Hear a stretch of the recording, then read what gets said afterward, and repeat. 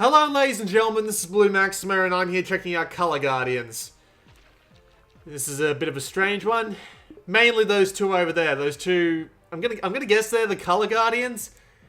For some reason, whenever they're standing idle and not moving, and that blue one is moving a lot, but when they're standing idle, they look a lot more scared than they do particularly happy. It's kind of ridiculous, especially that blue one when she does that little twist and twirl, and it looks happy enough, and then she just stops moving, and it's like, oh god, I'm scared again. It's like something off camera is threatening to kill me. But anyway, do not press circle on this screen, because the screen will go black, and you'll have to restart the game. Do not know why that's a thing, because there is actually a press any button screen there. I don't know why it just blacks out, or whatever. So we'll just go have a quick look around before we get into the meat of the game. So, in the extras menu, it's basically your gallery. You can view sounds and 3D models and some stuff like that, and it gives you the parameters that let you unlock all of this, which is kind of strange, but as you can see here, just down the bottom, in the bottom left there, you can see all the all of the requirements, and every set of stages has their own set of requirements for their own set of stuff. It's a neat little thing, but we'll just ignore that for the time being. You got cross-save for this game, because it is cross-buy. Funny thing about the options, like, not only do they take a few seconds to load, but I haven't changed this in any way. So I don't know why 84% specifically is the ambience volume. I find that really amusing for some reason. It's just 84%. Not 80, not 90, not 85, 84. Okay. Why? But we'll just head on into the actual game now. Loading times aren't fantastic, I've found. They're a little bit lackluster. Would be nice if they were better, but they're not too bad. So, I'm currently most of the way through the second world. So the idea is that each level has a series of 10 levels and then a boss, and then once you've beaten that boss, you unlock a bunch of other things for the levels you've already beaten, so you can go back and find them, and you get bonus levels. But I haven't actually gone and found any bonus levels yet, so we're just going to move straight on to the next level of the game. And I'll explain what the mechanics are and how it all works and all that, you know. I would like to think that's pretty obvious, since this is probably what you come to these videos for. I've been playing for about an hour at this point, maybe a little bit less. Anyway, here we go. The levels start out all black and white, as you can see. But we have these color orbs that we pick up along the way, and color slowly returns to the world. It's kind of an impressive effect, honestly. It reminds me a lot of Super Mario Sunshine, where you would have all those, where you'd have the shines, and the more of them you collect, the more of the hub world gets lit up. I liked that effect back when it was in that, and I do quite enjoy this effect here. So, this is Color Guardians. So the idea of Color Guardians is that you are the Color Guardian. They have names, but I don't think they have any, like, any differences from ow. Ah, damn it. I don't think they have any differences from each other. They're just the same character, just with a different skin. Like, no in-game advantages or anything. And you have to go throughout these levels, swapping your color in order to collect all the colored orbs. So as you can see in the bottom left there, you change color depending on what button you press. So if you press triangle, you turn yellow. Press square, you turn red. Press X, you turn blue. And depending on what color you're using at any particular time, you end up being able to interact with certain orbs and passing through certain obstacles. So these things here require you to be a specific color in order to successfully get through. You may also wonder why I'm pressing the button like a bloody madman. Well, that's actually one of the game's mechanics. You get a perfect if you press a button before you actively pick something up, which is a little bit strange, honestly. Where am I going? I couldn't bloody see, I'm sorry. I had my focus on the wrong area now. Thankfully, there are checkpoints, and they are very good about them in this game. So you don't actually, like, lose all the orbs you've collected. You just get to start with all the orbs you've collected at the checkpoint, which is a relatively generous thing to do. But anyway, you may be wondering why I'm pressing the button like a madman. Well, if you press a button right before you pick something up, you get a perfect on it. And in order to get all of the... in order to get diamond stars, which is absolutely perfect in this game, you need to press the button constantly in order to get the spin right. I just missed that, and down I go. A bit silly of me. There's also extra score involved for successfully swapping lanes and changing colors, which is a little bit strange because while I understand the idea of encouraging score attacking, all it really does is emphasize button mashing, because in order to change a color, all you have to do is press a couple of buttons, right? So I could just be mashing triangle, square, and X right now for bonus points. Sure, it's not going to help me out with collecting all the orbs or anything like that, but it's worth noting that that's basically all you do to increase your high score. So it's a little bit strange if you ask me. Like, see, I just hammer the buttons here for a bunch of extra bonus points. And now that I'm back here, I can just... I can even, like, hit the button against this top wall here, and I get bonus points for it. Like, I'm not even switching or putting myself in any danger. It's quite literally just hammering the button. Ah, that was a lot of time wasted. Let's give that another try. So yeah, it's a bit strange because all you're doing is basically hammering the buttons for as much as you possibly can, and it's a little strange, but I guess I can understand why it's that sort of score attack mechanic, but at the same time, I'm not that big of a fan of it. I'll just screw the rest of this puzzle. There's little pads there if you hadn't figured it out. As long as you're the right color, it'll chuck you back along the level so that, that's actually the entirety of the level. That's a bit odd. But anyway, at the end of every level, you're given this little score thing here, and obviously, fill up get half the orbs, you get 2 stars, get all of them, you get 3 stars, get all of them correctly and perfectly, and you get perfect. So, yeah. Pretty much all there is to it, really. We'll just move on to the next level. I think I'll go to the next boss fight. I have played the first boss fight, which was pretty simple, really. It was a pretty simple fight. You just dodge a series of simple patterns, and then you grab bombs that the boss throws at you, and then you just throw them back. It was pretty simple, really. I say simple a lot. I'm a very simple person. I'm pretty sure that's what people like about me. But anyway, we'll move along. So, I will admit, this game's gameplay is relatively generic. I mean, there are a ton of games out there that do this. Not that many on the Vita, really, but there's still a couple of notable ones, like those runners that they have in the minis and all that.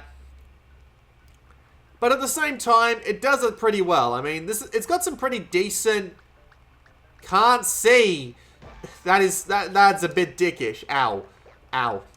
But I will admit, the game does tend to introduce a lot of... Oh dear.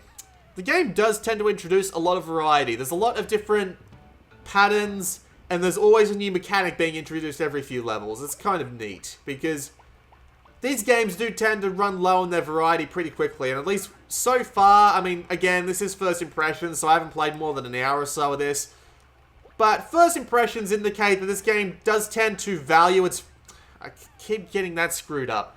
This game does tend to value its variety over anything else, really, and that's a nice set of touches, and the game's technical performance is okay. It runs at a solid 30 most of the time. I have noticed that the game does tend to lag up a bit at specific junctures for some reason I really haven't figured out yet.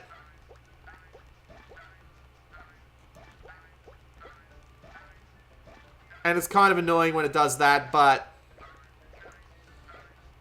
yeah, that was just a complete and utter random whack job of a pattern, but okay. So the game does tend to have these weird little lag outs, just at random sometimes, but bollocks. But they do tend to resolve themselves pretty quickly, and the game pretty much freezes, and it doesn't actually fall off the pattern after it just comes back to its regular rate, which is okay by me. I mean, obviously, the best thing would be not having it there at all, but it doesn't really affect what happens with the gameplay. It just might throw you off your timing a bit, well, admittedly, that is a fairly big deal, but it doesn't happen that often, and I mean, when it does, it's usually over quick enough to not really have it matter too much. I can't see where I'm going. I'm guessing I'm supposed to hold on to that little thing, but hold on to the dandelion thing, I guess it is, but yeah, whatever. I'm gonna drop there, grab this one. Okay, we hold on to this then, and we grab... Oh. Not entirely sure what that was supposed to do, but okay. And the game's challenge, definitely... That was a bit strange. That was a bit of a weird bug. I haven't seen that before, but... yeah, the game does have some fairly high challenge to it. It's not easy. Not by any means. So it'll keep you entertained for a little bit, and you do have to go back eventually and find all the hidden people. Well, they're not exactly people, are they? They're what are they? I can't remember what they're called. I think they're called Tokis. But you have to go back and find them eventually, and you can do score attack, and while the idea of just basically mashing buttons to get a high score is a little bit strange to me, at the same time, it does work, and I mean, obviously, the person who's capable of mashing the buttons the most is obviously going to do the best, so there is some sort of benefit to having that little silly system in there, so I won't argue against it, really. So you have reasons to go back and try and get on the scoreboard and all that, even if it's a relatively silly manner of doing so. The game's story is pretty obvious. It's just all the colour's been drained out of the world and you gotta put it back. That's pretty much all there is to it, honestly. And I did say the technical performance is alright, and it does definitely look the part. I mean, the game, both decolored and coloured, is quite pretty, at least easy to look at. It does tend to run into a bit of a problem when everything starts getting saturated, though, and you end up missing some stuff. Like, you end up missing something in the background because you're focused on the layer you're currently on, and, like, you miss, and that happens a couple of times. It's kind of annoying, but at the same time, it's not that big of a deal. I mean, obviously, everything is kind of obvious once you notice it's there, but sometimes it's just everything is also bright and flashy that your focus gets distracted. And you end up just in a strange little... you end up in a strange little groove where you completely miss something that you're supposed to be looking at, and it's like, damn it, and you have to try it again, and oh well. Levels themselves are all pretty short. The levels themselves are all pretty short, but at the same time, they do take time to get through, and you do have reasons to come back and replay them, and there are 60 of them. Actually, no, I'm sorry, that's wrong. There's like 70 of them. There's also bonus levels and boss levels and stuff like that. Or I actually remember now. There was something back in the bloody gallery. It's like 80 or something. I don't know. But yeah, it's got a fair amount of levels, and every time. God damn it.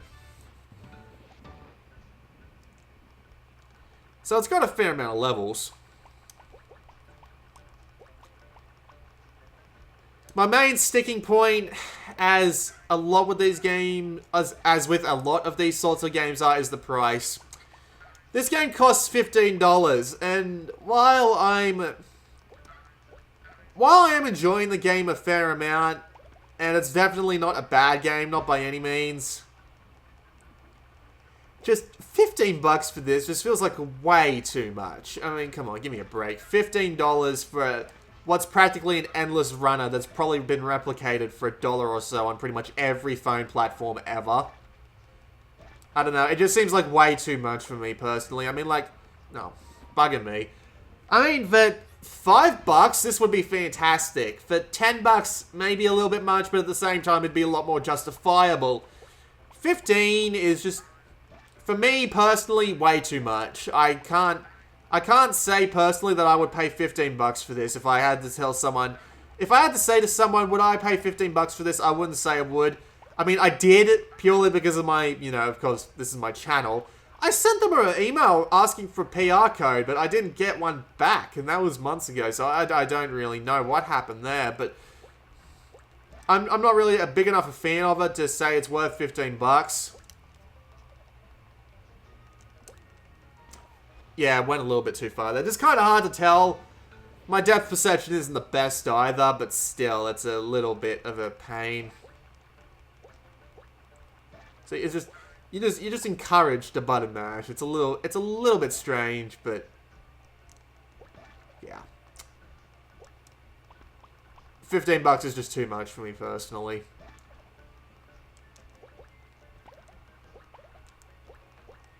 I mean, it's great. Now I have to go through all that shit again. It has interesting mechanics, and it keeps the gameplay varied by introducing new obstacles to work with every few levels, and it does look nice, sound relatively nice. It's just $15, too much. I think I'll call it to an end after this level. I know I said I was going to go to the boss, but frankly, you're going to be bored to death watching me fail already anyway, so we'll just keep this relatively simple. Oh, actually, well, this is the end of the level, isn't it? I guess I could get through to the rest. Show off a boss fight.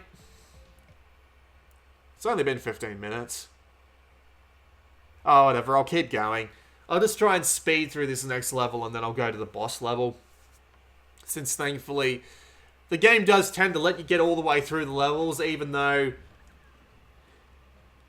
What words I'm looking for? Even if you don't want to finish the game completely, in terms of 100%ing it, you can still get through the levels without having to worry about having to 100% the levels, which is quite nice. I know of some games that are a bit of a pain in the ass like that, but thankfully, this game is a lot better about that.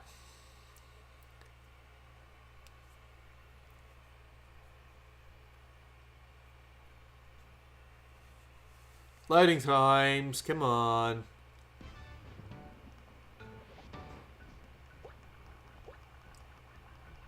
It's a bit of a weird game, though. I mean, why do they have to keep running, like, constantly? Is it just... Like, these little poor little bastards will die if they hit anything even approximating a wall.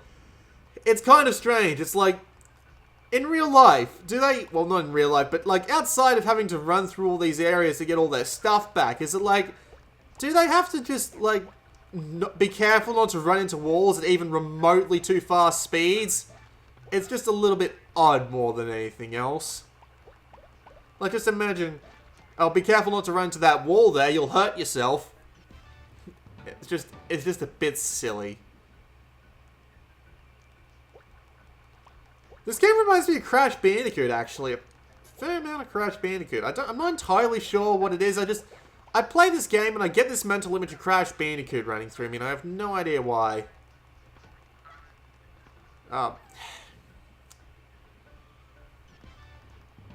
Brain, I really need you to work with me on this one, mate. God damn it.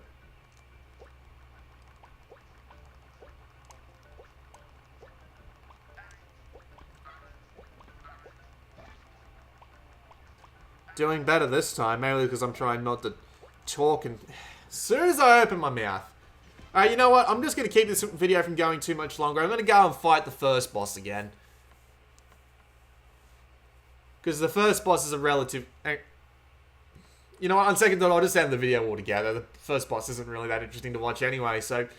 Anyway, this has been Color Guardians. Not that bad of an endless runner, but its price is just a little bit too much for me to outright recommend. Maybe wait for it to go on sale if you're looking for something like this. I mean, $5, absolutely, but 15 is just too much for any... I just find this to be way too much for regular people. I mean, if you're a fan of runners, I mean, what are you doing on Vita? There's plenty of them on other platforms, but at the same time, it's just a little bit strange that they're charging so much for this one when you can get more for cheaper. But, well, not more for cheaper, but other games for cheaper, so yeah. This has been Blue Maxima, and I'll see you all next time.